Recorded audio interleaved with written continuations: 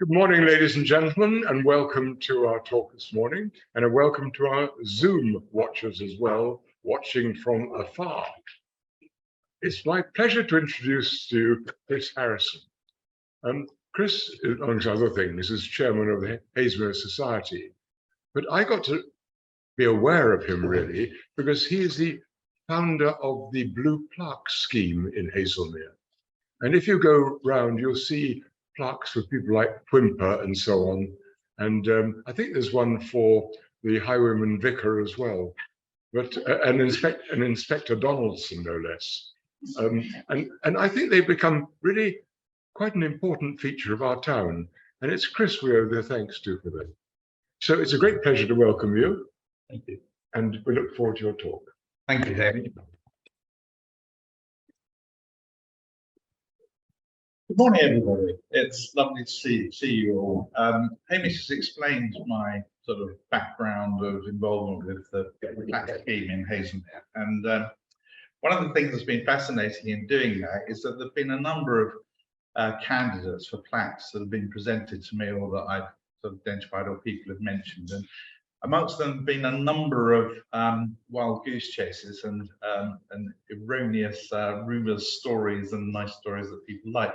And I have to confess that I thought that the story of Monty and Amesbury was one of those. So I, slightly to my shame, poo-pooed the story for quite some time. Now, I wanted to ask in the audience, can you put your hands up if either you went to Amesbury or you have a son, child or grandchild? Right, there's 3, 4, 5, 6 of you. Well, you will know something of Amesbury's connection with Montgomery, I am sure, because the school is very proud of it. But I hope I will illuminate it further because I have done a lot of original research. And also I was fascinated how this, what I think is probably the most exciting story of all the stories I've researched, is pretty well unknown in Haslemere. So I hope today will go some way to putting that right.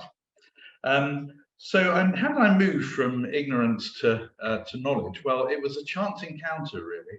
I started my career with a firm called Winnie Murray, which became Ernst & Winnie and then Ernst & Young as it is, or EY as it is today. And I happened to go to a lunch where the eponymous Jack Winnie, although he's the grandson of the founder, was at the lunch, and I found myself sitting next to him. I'd worked for him rather, as a young article clerk, and we started a conversation with the Showman, where do you live? I told him, and he said, oh, I went to school at Hindhead, and I sort of scratched my head, thought about how old he probably was. I said, oh, that's interesting. I said, you must have been there sort of around during the war. There's this rumor about Monty being involved. I'm sure it's not true. And he said, absolutely, it's true. And it was from that initial conversation that I got back in track. And actually, Jack has the most amazing scrapbooks that he has kept from his time at school, beautifully presented and preserved. And both the combination of access to those and conversations with Jack helped him form the story. And I'm very pleased that he was able to join us when we unveiled the plaque. So the original idea, which seemed absolutely spot on, was to unveil the plaque on the 75th anniversary of Monty taking the Germans surrender on the Rhine in 1945. It was actually to Monty that the Germans formally surrendered.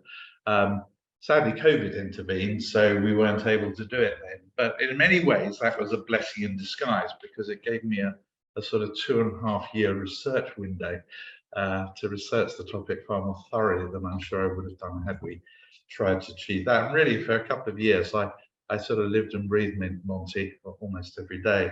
My research included, there's a 3,000-page autobiography by a gentleman named Nigel Harrison, who subsequently wrote, that's 3 volumes, he subsequently rewrote 2 of the volumes, that's kind of like 5,000 pages. He knew Monty quite well, so has some very useful information in there.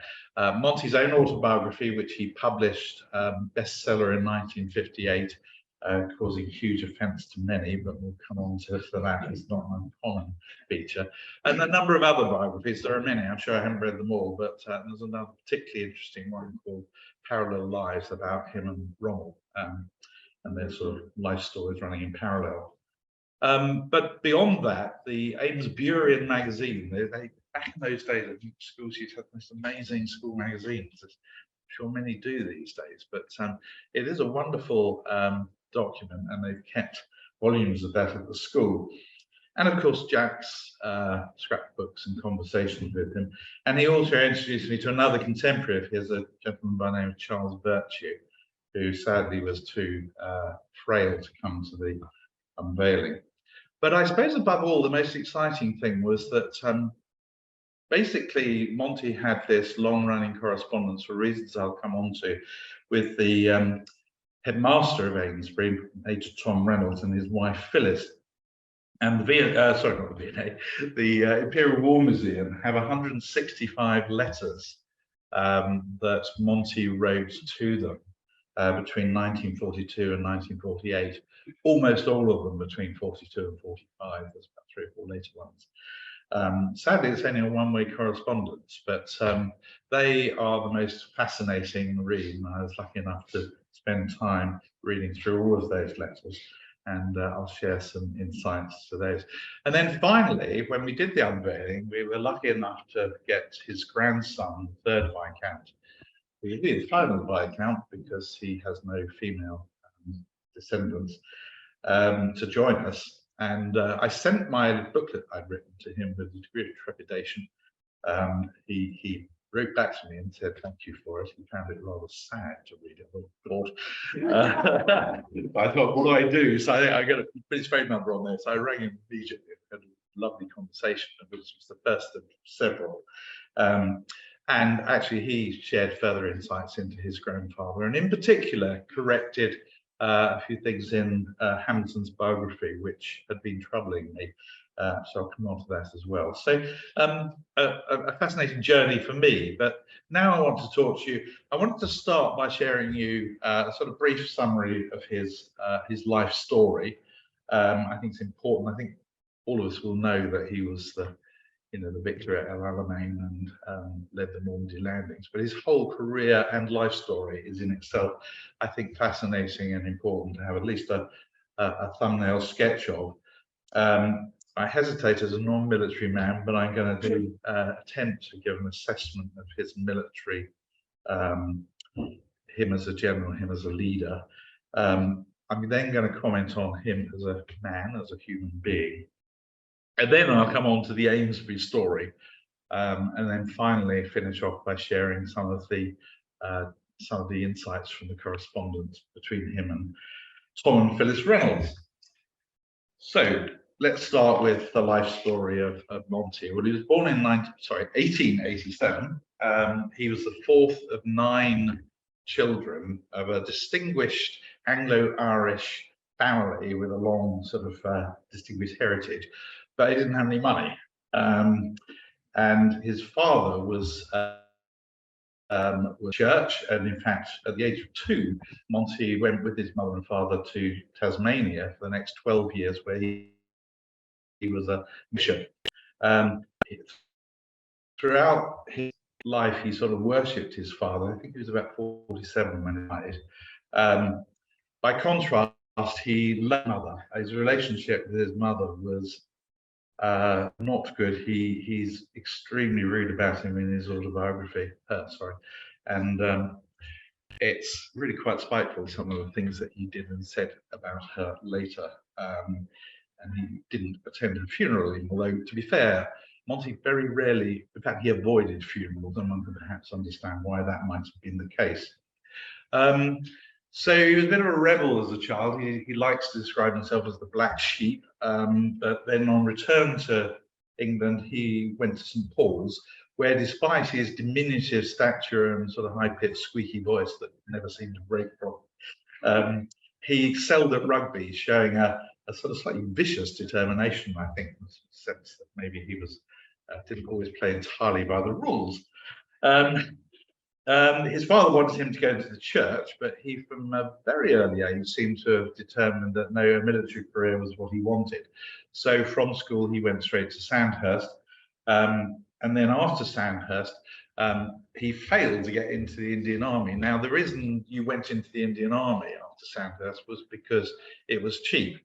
Anyone with money and so forth would have joined the British Army, but it was pretty cheap to go out to India. Of course, you had servants and all the rest of it, and didn't have to pay. But having failed to do that, he did manage to get into the Royal Warwickshire Regiment, who were posted in India, so British Army Regiment in India.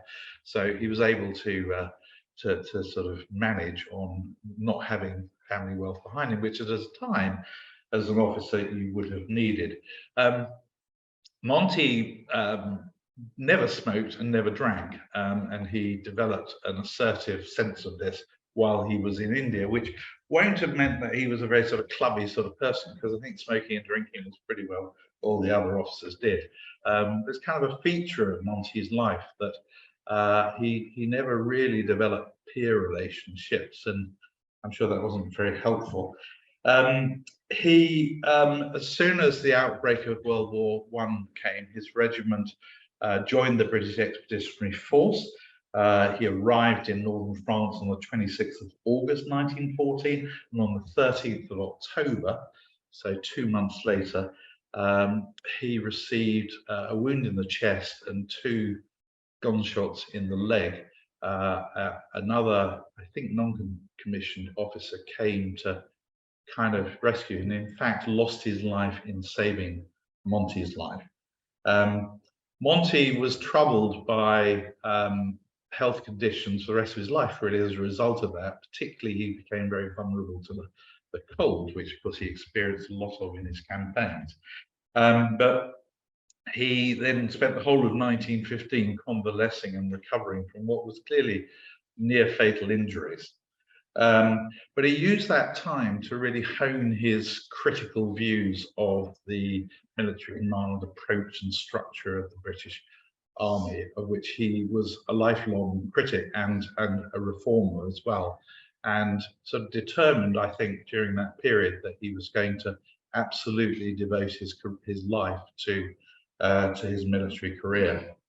1920, he was the Civil War in Ireland, and then in 1926 he became a teacher at Staff College, and in 1930 he was commissioned to write a book on military training. So he was obviously being recognised as someone of strategic focus and intent, never terribly popular, never one to feather his own nest or further his own career through political astuteness.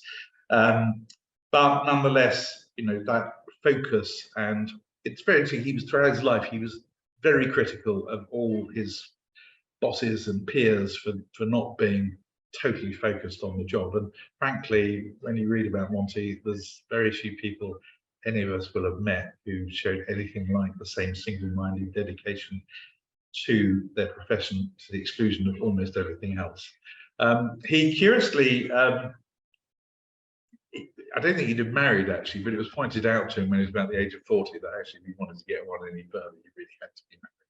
So he found this 17-year-old girl in Switzerland on some break and made some preposterous proposal to her, which she thought absolutely hilarious in the sort of incompetence of it. So that didn't come off. But shortly afterwards, he married Betty, who was a war widow from the First War, who had 2 children of her own. And a year later, in 1928, their son David was born. 1931, he was in Palestine. 34, back in Pune in India. And then in 1937, he came back to the UK and bought his first house, or he and Betty bought their first house home in Portsmouth. And David, their son, went to Amesbury in 1936. So that's the start of that connection. David had just been evacuated with his mother from an area which I think is now part of Pakistan, which had a catastrophic earthquake, something which traumatized David for many years to come on to that. His marriage to Betty was surprising. I mean, basically his life, there are only 2 women that one can determine that Monty had any sort of positive relationship with. He always had a relationship with his mother, but that wasn't positive. He had some sisters, they weren't positive either. But he had actually a very loving relationship with his wife, and actually subsequently, as we'll see, Phyllis Reynolds at Amesbury, he had a very close relationship with. They were extremely different. She was a very cultured, very witty, very amusing woman. And reading some of the conversations, you get the sense that actually it kind of worked because she she knew how to quietly sort of take the piss out of him. She used to sort of tease him, but actually respected him at the same time. So it was a devastating blow to Monty when 2 months after they bought their house in Portsmouth, she died. She was on a beach somewhere near Portsmouth and was bitten by an unknown insect and developed septicemia. And after an illness lasting 2 or 3 weeks, she died. And I think Monty also felt bad because he was busy at the time as ever. He knew obviously she was ill, but I don't think he'd appreciated sometimes the severity of the illness. So probably, although he did spend time with her at the very end, I think he felt that he should have spent more time with her. That experience made him even more single-mindedly focused on his career. He, after a period of what would appear to be depression, unsurprisingly, in 38 he went to Palestine, where there was a lot going on, as you may know. And then in May 1939, he returned seriously ill, actually, and there was even the doubt that his military career could continue. But he recovered quickly, and again in October, this time 1939, he was back in the British Expeditionary Force as well. By now, he was a Major General. He played a critical role in the Dunkirk evacuation. He was assigned to the army group that was led by Alan Brooke. They managed the sort of right-hand flank of the Dunkirk evacuation, and Brooke was recalled to London prior to the full evacuation taking place, handed over to Monty, who masterminded the successful evacuation, something for which Brooke was grateful to Monty for the rest of his career, and Brooke became a key sponsor and supporter, as we shall see. He made quite an impact at Dunkirk, enough that Churchill invited him to lunch. Didn't really go very well. Obviously, they were very different in style, and it was at that lunch that I think you may have heard the famous quote where Monty rather pompously said, even though pompous, he said, "I don't smoke, I don't drink, and I'm 100% fit." And Churchill, puffing his cigar presumably and drinking champagne at the same time, said, "I smoke, I drink, and I'm 200% fit." Anyway, Churchill really didn't enjoy the lunch, and he didn't think much of Monty, and I think there's a reasonable prospect that his career might have sort of moved into a relatively sort of obscure position. It wasn't a particularly politically astute way to handle himself, and of course he spent most of the lunch being critical of the tactics of the generals who were commanding the BEF, which obviously had not been a very successful enterprise. He was then assigned to coastal defences in anticipation of a German invasion. Managed to make himself pretty unpopular with a lot of people. He kicked people out, sort of took over people's gardens and barricaded them up and kicked them out of their houses. And he also made sure that he said none of his forces should be allowed to have their wives anywhere near the defences. And a very pragmatic. He felt that if the Germans invaded, the last thing he wanted was a military force who were worried about whether their wife would be safe because she was around.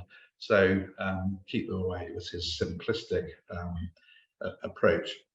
As I say, his career might have lapsed, but then in August 1942, by which time Alan Brooke, his sponsor and in some ways mentor, had become commander of the General Forces, and they were planning to bring in a general called Gott to lead the North African forces, and he was killed in an air crash. So very short notice, basically Brooke persuaded Churchill to let Monty take command. Churchill reluctantly agreed. And if you reflect on the Second World War, this was this is August 1942. This was the absolute nadir of the war. Singapore had fallen in February. In August, the Dieppe raid had been mounted with Mountbatten rather competently, frankly, which was an absolute disaster. The biggest loss of Canadian forces in the whole of the Second World War in any instant, and a complete fiasco really, but designed to sort of show we were doing something, but unsuccessful. And also, of course, in North Africa, Rommel had been just moving ever eastwards with the colonial forces on the defensive, on the retreat. And he was, within reasonable shot of reaching Cairo and then on to the critical oil fields of the Middle East, which would have been the thing that probably would have lost the Western war to the Allies. So a really sort of critical moment. The only good bit of news in a way was that the Japanese had invaded Pearl Harbor, so the Americans were now in the war, and the Americans were starting to plan to send troops to Europe, and were planning to send troops to Morocco to do a landing there, to do a sort of pincer in North Africa. Also, they shipped a large amount of Sherman tanks that were due to arrive in Cairo very shortly after Monty's arrival. I'll return to his approach to the military, but suffice to say in a moment, but suffice to say, in a very short period of a number of weeks, he turned around. Now, this is Monty's narrative. Of course, there are other narratives, but we'll come on to the disputes between generals. But, frankly, they had been losing. Morale was low. Nobody expected them to win. And by the end of August, he was successful at halting Rommel for the first time at the Battle of Alam el Halfa. It's a battle that's not particularly talked about or known about, but reading about it, you feel that in many ways that was a more critical battle than Alamein, because it was the battle that halted Rommel in his tracks and changed the sort of balance, and also, of course, gave the imperial forces the sense that victory might be possible. He then was quite thoughtful in waiting to do anything. Traditionally, probably what would have been expected, having won the defensive battle, to go on the offensive. But he actually held back, conscious the Sherman tanks were coming, but also to refresh the men and to be ready. And one of Monty's core philosophies, I'm sort of reminded of Zelensky here, actually, and what's going on at this precise moment, but was that you don't attack until you know you've got the morale, the men, and the the resources and the ability to know that you're going to win. So anyway, come October at Alamein, which of course spanned October, November, which was a resounding victory, and from then on, Rommel was on the retreat. And although Monty is often criticised for being slow for that reason, that he liked to be prepared, in the next 6 months, they managed to, well, 5 months really, Rommel retreated 1,600 miles to Brooke and was eventually expelled from North Africa. At the same time, the Americans were coming in from Morocco in something called Operation Torch. That didn't go too well. Of course, it was the first practical military experience of the American army. And I suppose the other thing we learn is that armies need experience and to figure out how to win. But nonetheless, it sort of worked through. So come May, they were in a position to contemplate invading the mainland of Europe, and of course the decision was taken to mount that invasion in Sicily. So July 43, invasion of Sicily. By this time, because of the sheer resources the Americans were bringing to bear for political reasons, the overall command was given to Eisenhower. But Monty was responsible for leading the troops up the eastern coast of, or eastern side of Sicily, which proved to be by far the hardest side of it, with Patton on the west side. If you know anything about Patton, you'll quickly realise that they weren't two men who were natural collaborators, but very different styles. Although, interesting enough, because of his behaviour, Patton was actually relieved of all command after Sicily, and only some months after D-Day was he brought back into the frame because of his obvious talents. after some of the things he'd done. Anyway, not about pattern. So the invasion of Sicily, a brutal campaign, particularly from Monty. But by the end of August, they have taken it. And Monty, I'll come back to that. January 44. By then, Monty has been responsible for leading the forces into mainland Italy up the eastern side of the peninsula, with the Americans taking the western side. Monty, hugely critical of the American effort, ever critical, felt that Rome should have been taken before the winter of 43, which of course it wasn't, even though the Italian government had collapsed and the Italians sort of theoretically joined the Allies. And come the winter, he was due to cross the Appalachian Mountains at about the parallel point of Rome, but got bogged down because of the weather, and the troops there sort of settled in for the winter. Monty was then withdrawn in December 43. And of course, the war in Italy did not end until May 1945, so a very long haul after that. But Monty, with great sadness, said goodbye to his 8th Army, which of course he'd had been his baby almost. He was taken back to Europe because he was given overall command for Operation Overlord, the planned invasion of Normandy, which he led as the overall field commander of all troops in the summer of 44. Again, he was up on the eastern side. He focused on the east, and of course the terrible battles around Caen. The Americans fanned out to the west and broke through rather quickly. Monty got really bogged down in intense German defense, and of course the Germans saw that as the most critical way of avoiding getting through to Paris. And it coincided, it culminated in August 1944 in a thing called the Battle of the Falaise Pocket, which was the most vicious battle, where 100,000 German troops were effectively surrounded, hence the pocket sense. And of those, half were taken prisoner, and the rest were either killed or wounded. It's a bit unclear what the balance of that was. But that opened the route to Paris. For his successes, he was relieved of overall command again, promoted to Field Marshal. But again, it was the optics, the feeling that in Washington that frankly, they could see the way open to Berlin, but it was going to be the Americans what done it because of the amount of resources that they were putting in. And I think Monty, he accepted it, but not with the greatest of grace, shall we say. He was very critical from then on of Eisenhower's strategy. Eisenhower wanted a multi-pronged approach. He felt there should be a single hammer thrust towards Berlin.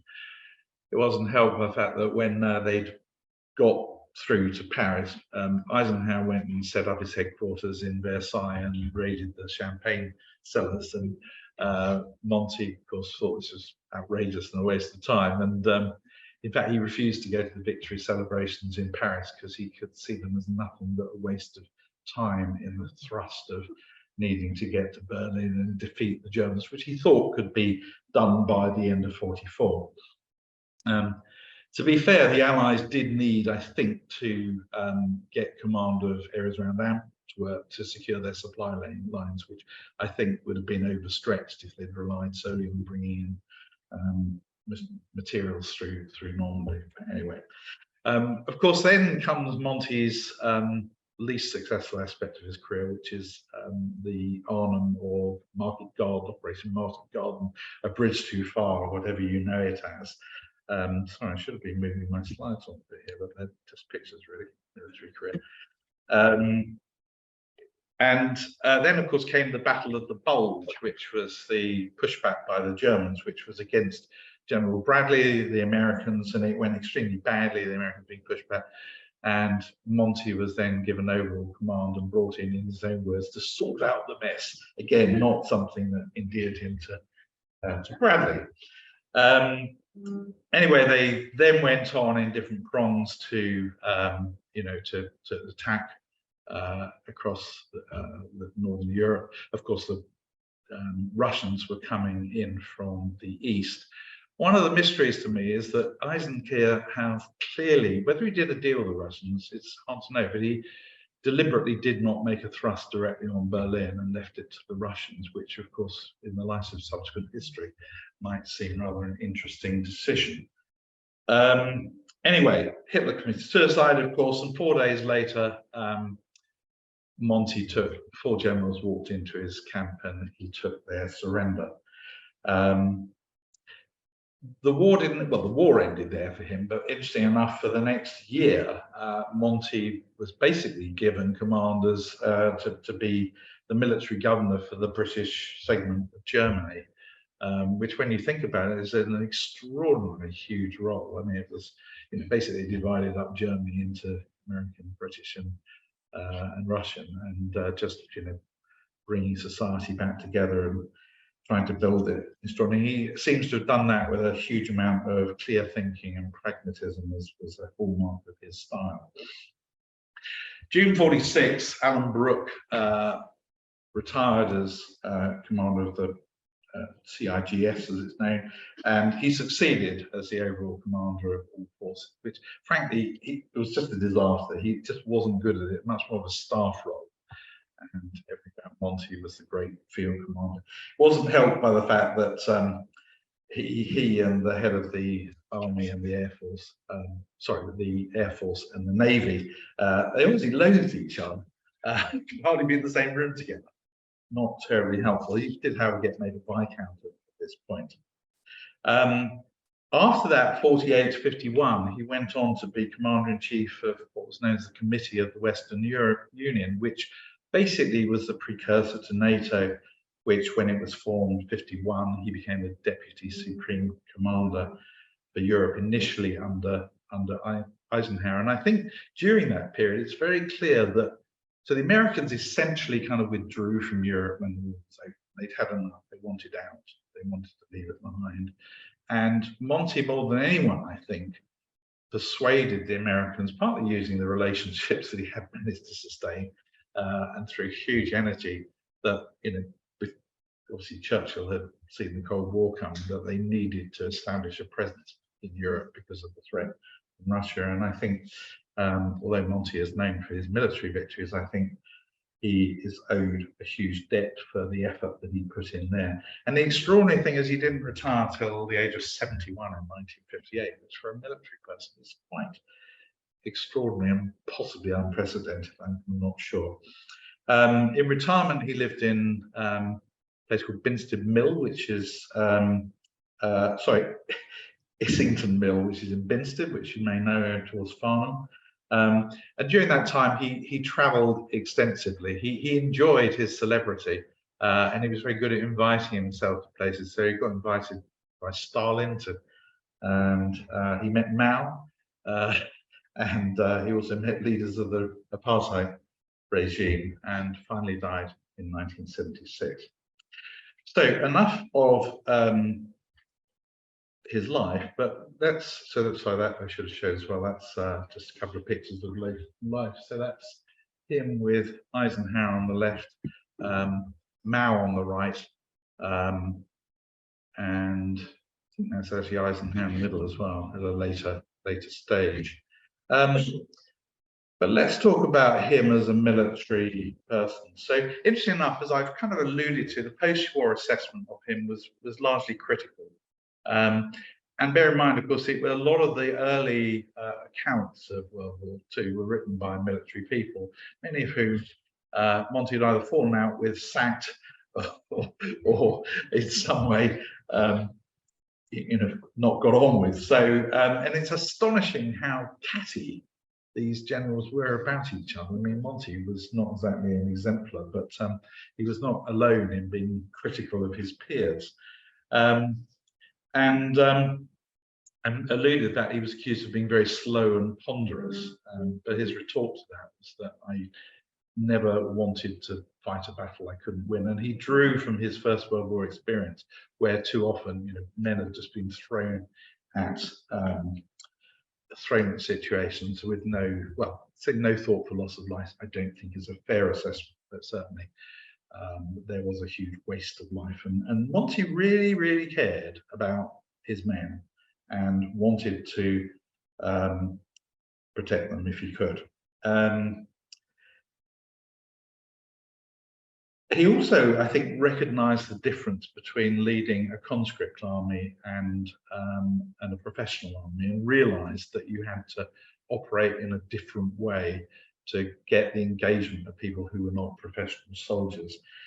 He also recognised that there was a difference between World War I and World War II, in that many of the troopers in World War I were not literate. By World War II, they all were. So there was a different means of engagement that was needed. And I think many officers at that stage, many officers were still drawn from kind of, the upper echelons of society, and there was this massive gap between officers and men. And one of the unique things about Monty is how he worked so hard to connect with his troops in a way that really most generals and senior officers did not.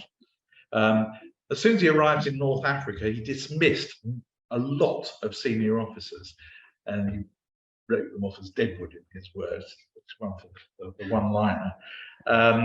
But he quickly appointed a number of young officers into position. And I think he learned the lesson that many of us may have learned in our careers, that it's much easier to get the command, love and respect of people that you appoint into position than people who inherit you as a leader. And I think he kind of recognized that, and quickly had this sort of loyal group around him. One of his models was to send out his junior staff officers every day. He'd send them out to the different commanders, and they'd come back and report in the evening. They'd have a couple of hours together before Monty retired at 9 p.m, which was when he went to bed every night throughout his life, as far as I can tell. His pep talks were famous. He spent hours and hours in North Africa, going out, standing up and talking to his men. In fact, before D-Day, he reckoned that not one of the 2 million men who were involved in the D-Day landings and the days that followed had not seen him talk to them. Now, usually in groups of 20,000. But now Eisenhower was more of a sort of staff general, but Eisenhower spoke to nobody. And they said, okay, field command is a different role, but nonetheless, it just, and he just thought, he said, I cannot expect anyone to die for me unless they've seen the whites of my eyes and heard from me. He was very good at giving strategic orders, but leaving the detail to his field commanders. He recognized that, particularly then, with very wireless communication only in its infancy, so very little wireless, that actually you couldn't know what was going on the ground. So you had to basically give clear overall strategic direction, leave them to take tactical decisions, and then this reporting back enabled him to sort of judge it. The other thing that was extraordinary was that he always kept his tactical headquarters as close as possible to the front line as he could. And you'll see this little picture up there on the right is of, that's one of his famous caravans, some of which I think he captured from the enemy, but he lived in these caravans which were as close to the front line as he felt it safe to be.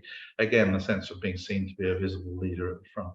You'll actually notice there's a picture of Rommel in the caravan. He liked that sort of thing as well. So, and the other thing is, when you read his instructions to his men, they are masterpieces of simplicity and clarity.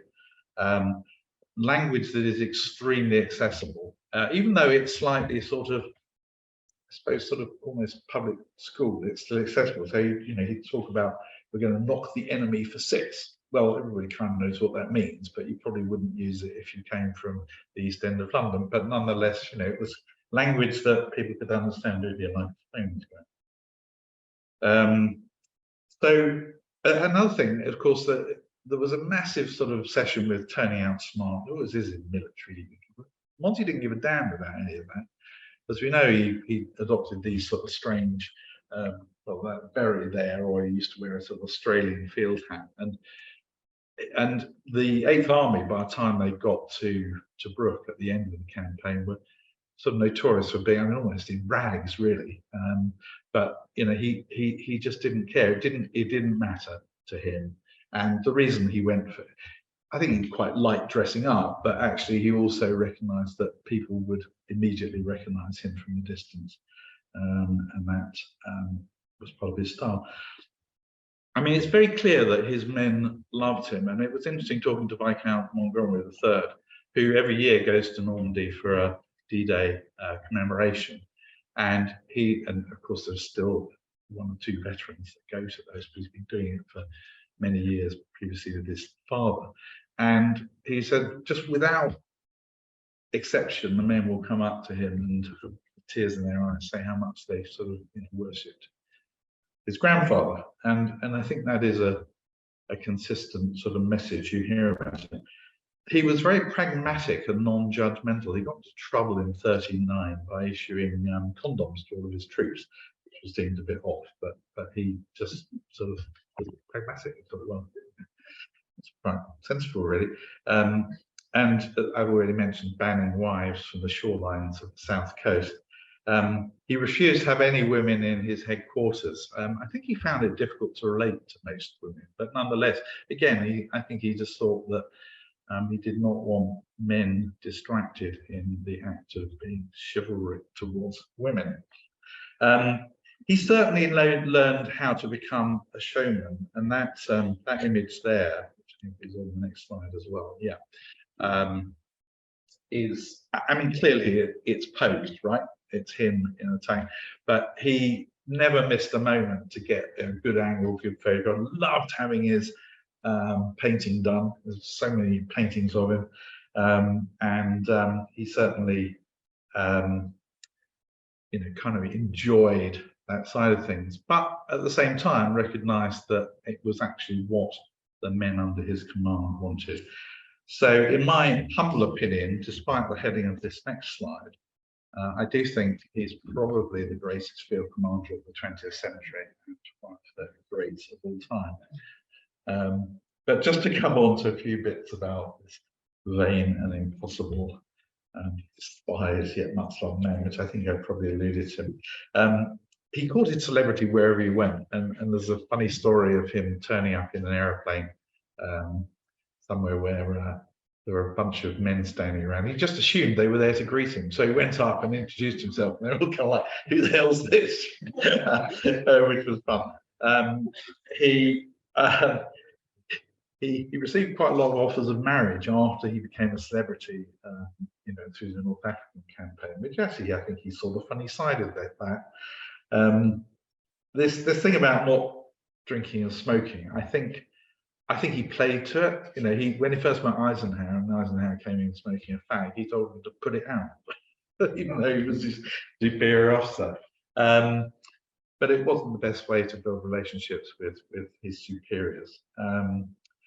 He could be incredibly dismissive in his assessment of his peers and superiors, and really he showed a remarkable lack of emotional intelligence. His biography is fascinating. Came out in 1958, a long time later, bestseller. Alexander, or Alex Alexander, is known to whom he reported in North Africa, had to be restrained from taking legal action in view of the comments he made about him. Eisenhower he describes as completely useless. And interesting enough, Eisenhower had prior to that invited him to the White House, where he stayed as a personal guest and so forth, but he never spoke to him again after that. He also, so Bradley is another good example, who was the commander of the American forces who didn't do so well in the Battle of the Bulge. And they got on well as commanders, but after the book again, you know, I sorted out the mess, you know, that was no good. In North Africa, one of his smart moves was to pull the command of the RAF and the Army together, because previously they'd been miles apart, and he and Air Vice Marshal Cunningham got on extremely well and were very successful there, but somehow by the end of the year, they'd fallen out and never spoke to each other again. I don't think we know why. And he even fell out with loyal subordinates. So there was a guy called Freddie, I'm not sure I can pronounce this, but Gingang, who was basically his #2 throughout the period, well, throughout the war from North Africa onwards.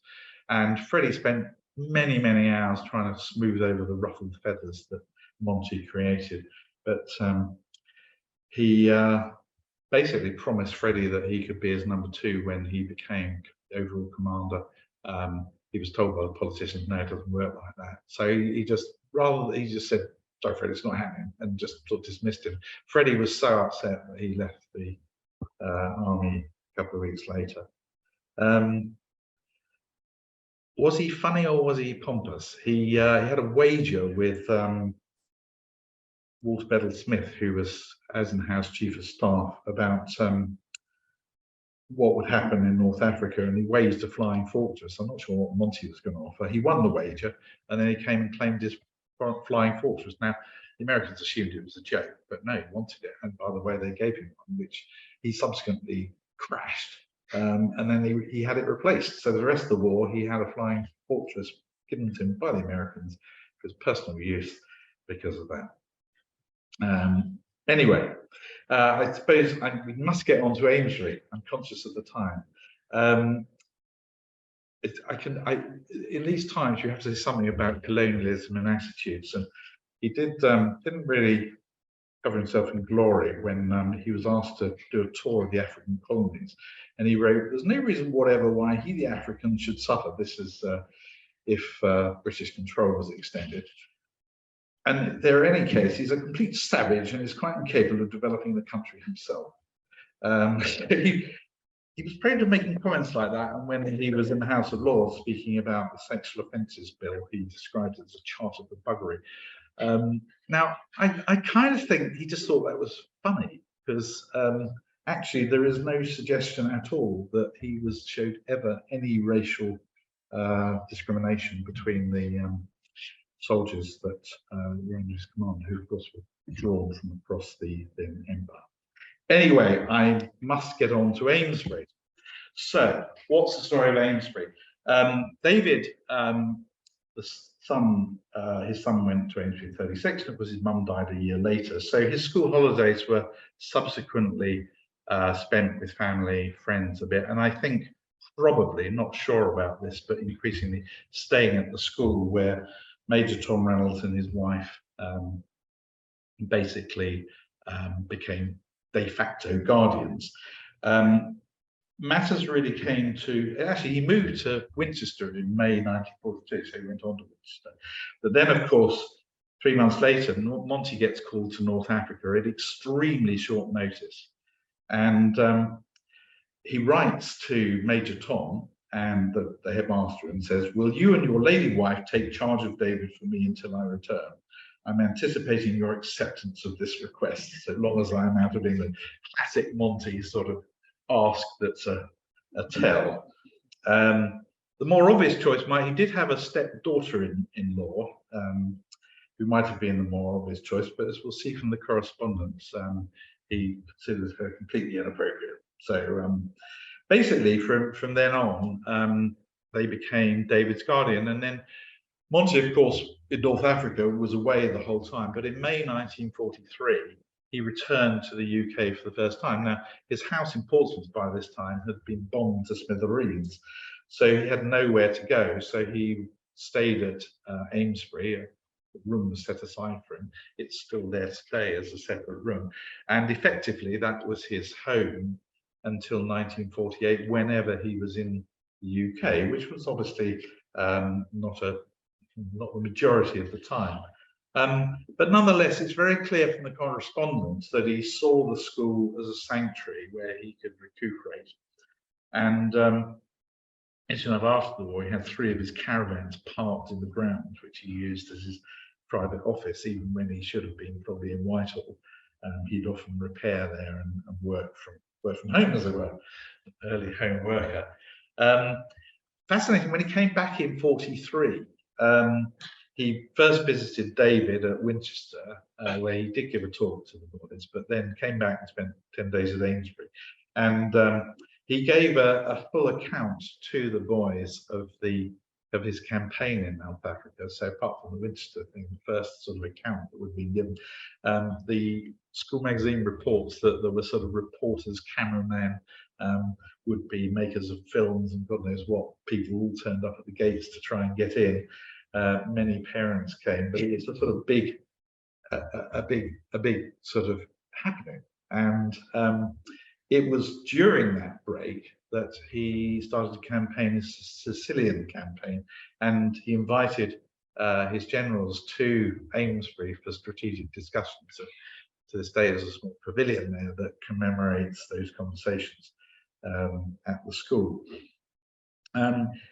Thereafter, he sort of visited whenever he could, and of course, in the first half of '44, having been pulled out of Italy before D-Day, he would be there pretty frequently, and obviously he was up in London, but it was a very regular visitor during that period. The pictures that are here on the left is of him and his son David with the headmaster and headmistress, and then there's a picture of him just sort of relaxing, probably looking at a cricket match, I think, in the grounds. There is a story at the school that the day before D-Day, it's true, the day before D-Day, on his way down to Portsmouth, he stopped and visited the school. It's pretty clear, I think, that he didn't spend the night. But there's a story at the school that on the next day, the matron went to her desk, and there was a letter that said, by the time you read this, the invasion of northern France will have begun. I fear that might be apocryphal. I can't find any evidence to substantiate that, but nonetheless, it is interesting that, I mean, he sent many artifacts to the school, things that have been captured, pictures of himself, various things that have been given to him as by North African countries as types of some ceremonial sword, I think. And in fact, the school does retain the picture which I showed on an earlier slide of him taking the German surrender on the Rhine. So Jack Winnie, who was my guide for this, these images here are from his scrapbook. He was there from 42 to 47, and so the pen, which actually, unfortunately, it actually says F.N. Montgomery. It was a reward for winning a boxing competition, that's a picture from Jack's scrapbook of him watching a cricket match. He did love to watch cricket, and he particularly liked the boxing as well. And this little wrapper on the top right was Monty bought. He liked to bring gifts to the boys, and of course, in '43 he bought oranges, and you can get oranges in '43. Even in '46, chocolate was hard to come by, so he bought loads of boxes of chocolates to the school, and this was the cellophane from Jack's box of chocolates, and he asked Monty to write on it. So if you can't read it, he misspells Winnie, but never mind. To Jack Winnie, we're playing a fine game of football in the school match on the 16th. Conceited with my best wishes, Montgomery of our name, Field Marshal. That's November 1946. Taken off box of chocolates, brackets, Swiss chocolates.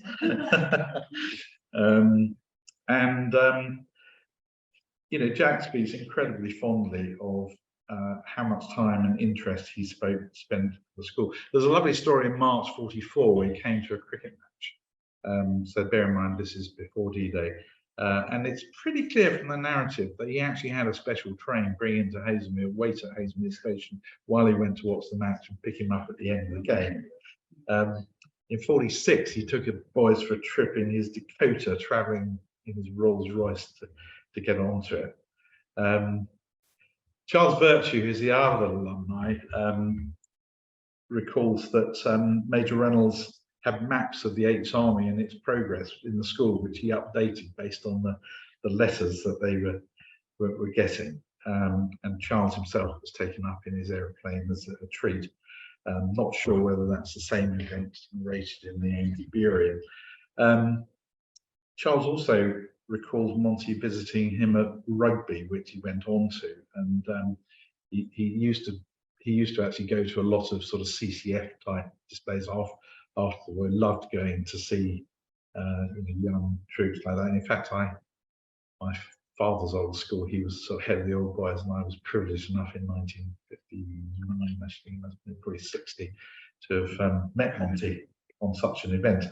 But yeah, so Charles says that Monty came in, he was sick, so Monty came in, said hello, and said, oh, I must come and say hello to you, because the headmaster at Amesbury would never forgive me if I'd failed to do so.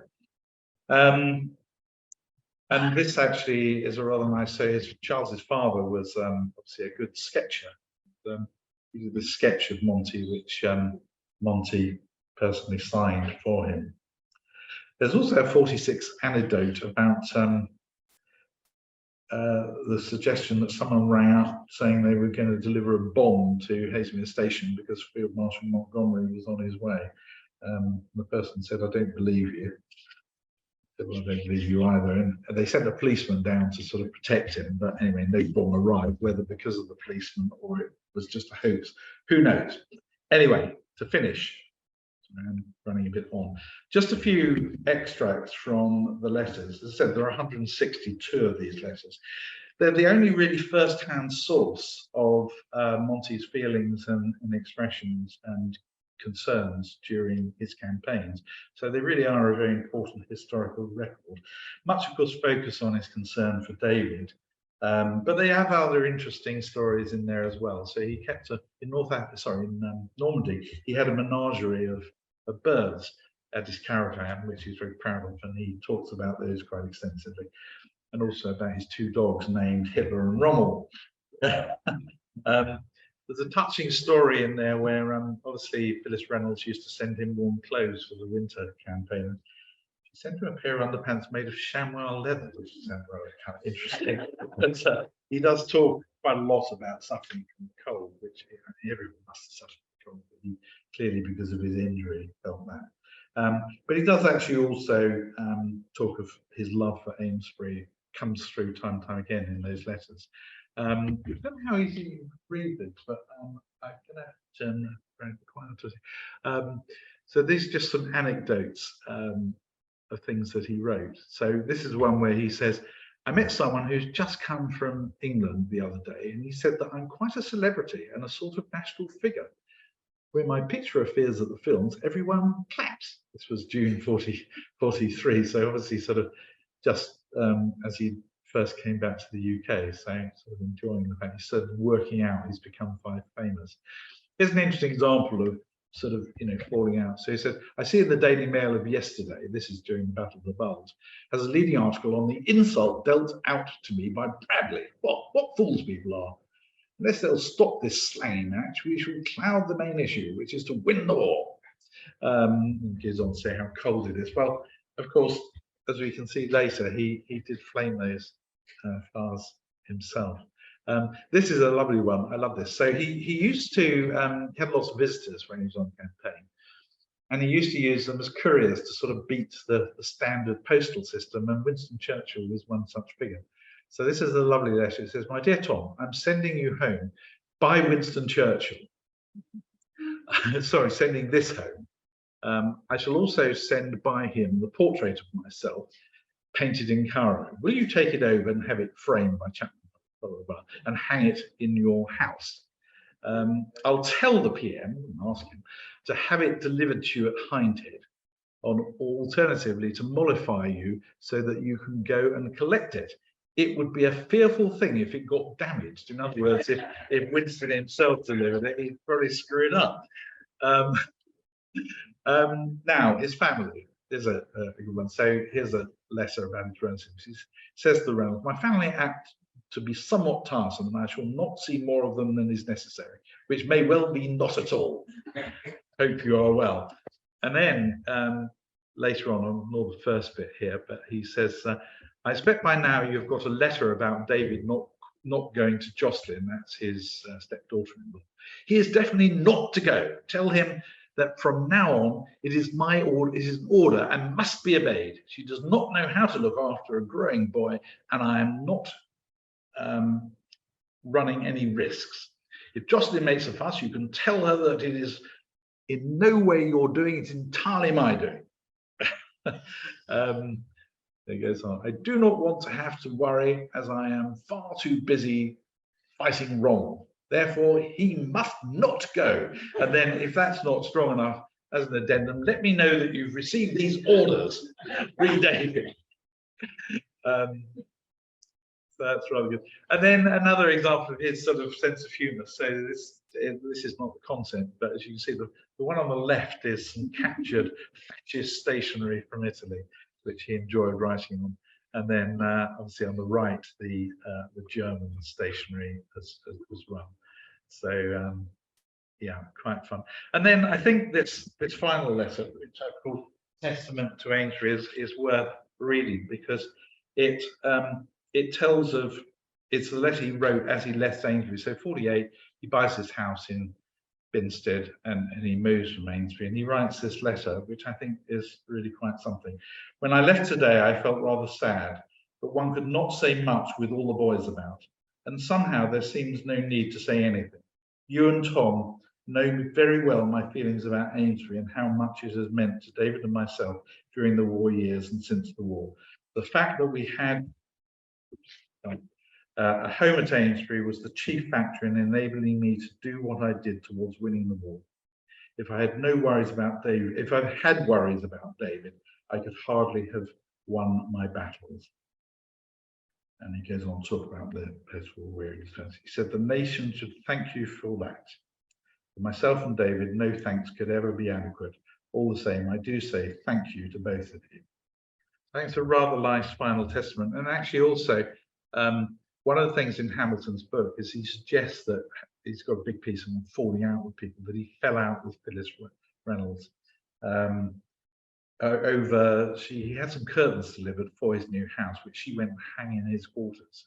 The story is that he was so offended that she had the effrontery of going into his personal quarters in the house that he never spoke to her again. And I just couldn't kind of square that with, well, that letter and other things. And it was really nice speaking to the Viscount, the current Viscount, who confirmed that while there probably was a bit of a falling out over that, it certainly wasn't an end of the relationship. And in fact, he said the Reynolds' daughter was like a sister to his father, David. And in fact, as a boy, the current Viscount had many happy holidays in Pembrokeshire with the Reynolds family, and they're still sort of various godfathers and godparents to each other. So the relationship between the two families remains close, which was a lovely thing to learn, having read this story about him falling even out with Phyllis, because I think the final point I make is that Phyllis, the letters to the Reynolds, they start largely to the Major and increasingly there to Phyllis, with whom he obviously developed an affectionate rapport. And she, as I said earlier, I think apart from his wife, Phyllis was probably the only woman in his life who he had a really sort of close relationship with. So it was a nice discovery that they had not fallen out. And if you want to go and see his grave, it is in Binstead Churchyard, not very far from here. So I'm sorry I've gone on a little too long, but I hope you found that interesting. Thank you.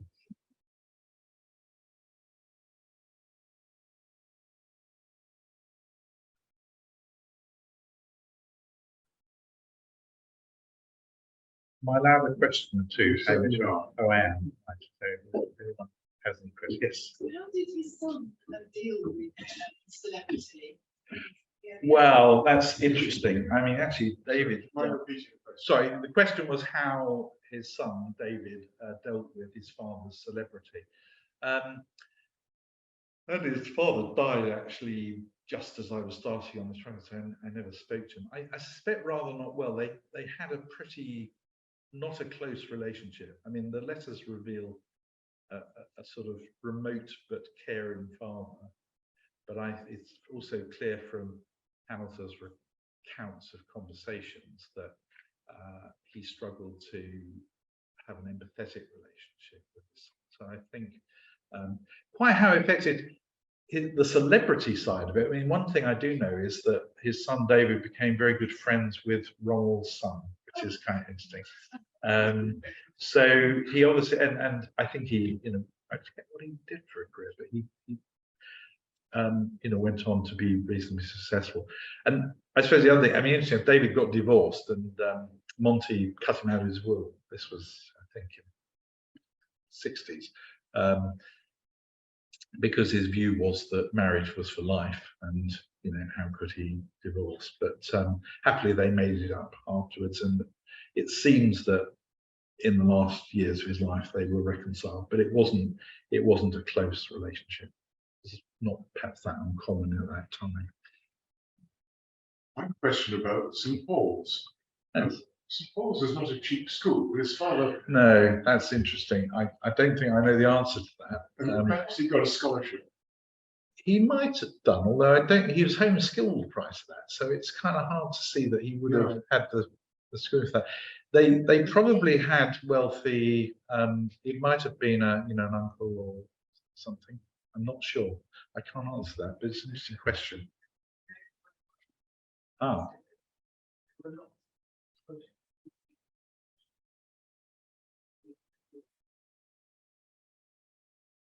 Yeah, so you think it probably was scholarship, and I suspect there might well have been scholarships attached to the church, of course, as well, and that would be probably how it would have worked. Yes. Can I ask you, how was it letters? I thought letters were censored during the war. How was it he was writing about Rommel and so that the headmaster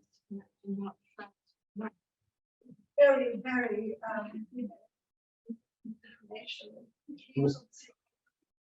Yes, I think that's probably right. I mean, yes, and yes. So the question, sorry, yes, of course. The question was, how was it that his letters, which disclosed potentially confidential information, were not censored?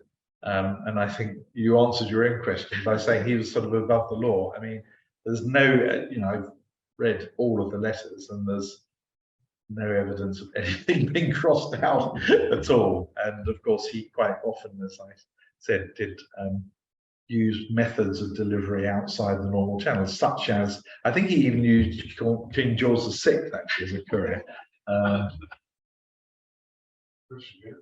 Sorry, yeah. I heard a story when I was growing up that Monty in North Africa or the Middle East having a turning up of surprising twentieth command field teams, and would walk straight past 14 officers, go to the barracks, feed the potatoes, say, "Do you know why you're here?" Have you heard such a story? I haven't heard. So the story for those online was that the gentleman in the audience had heard a story of how Monty would go and visit his field officers, go straight past the officers and go to the man peeling the chips and say, "Do you know why you're here?"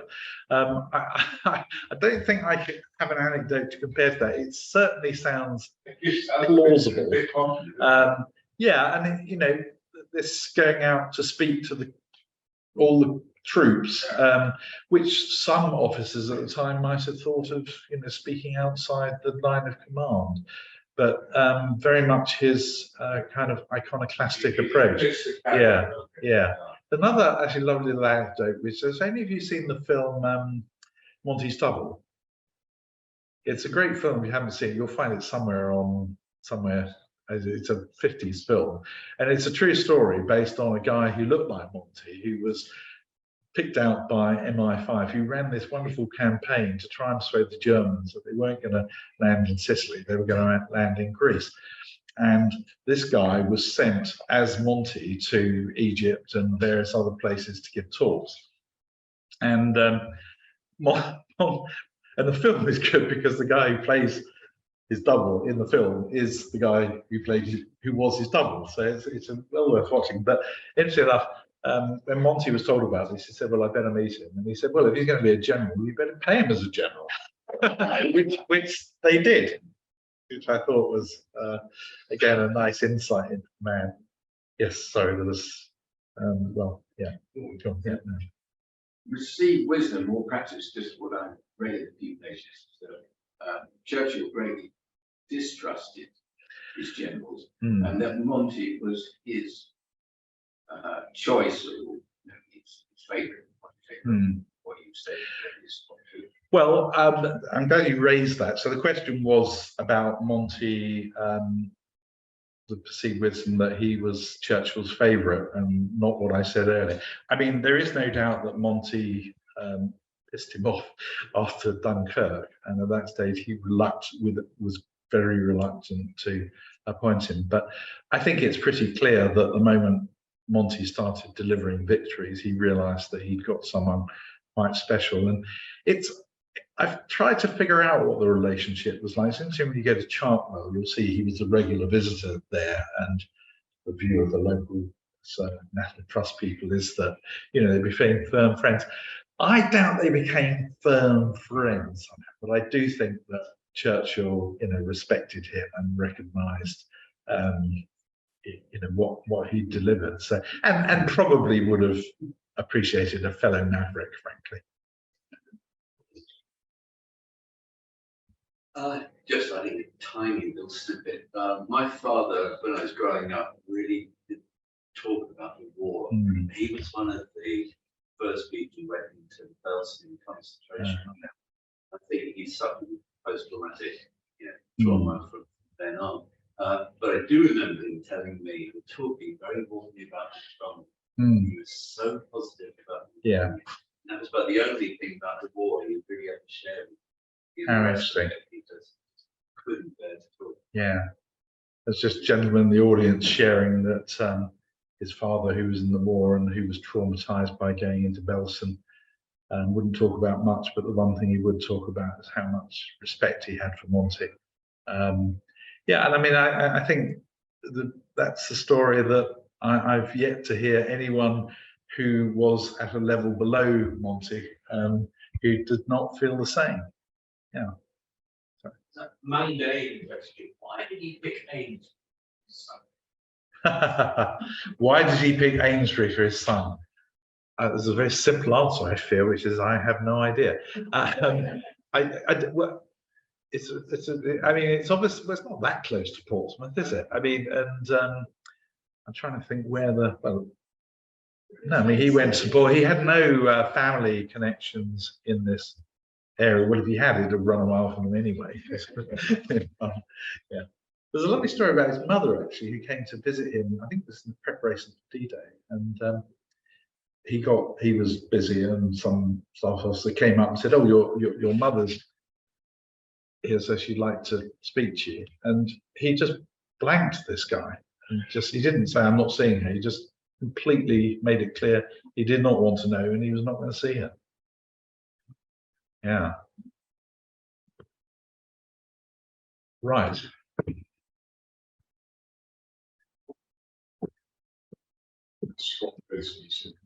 Can I just say before you do, if anyone is interested, we do have a little brochure. It's called the Blue Plaque Trails, but it's got details of all the blue plaques that we've done. There's a very good map inside, and there's also QR codes which will take you to the booklets that underpin each of them. So if anyone would like one, do just take them.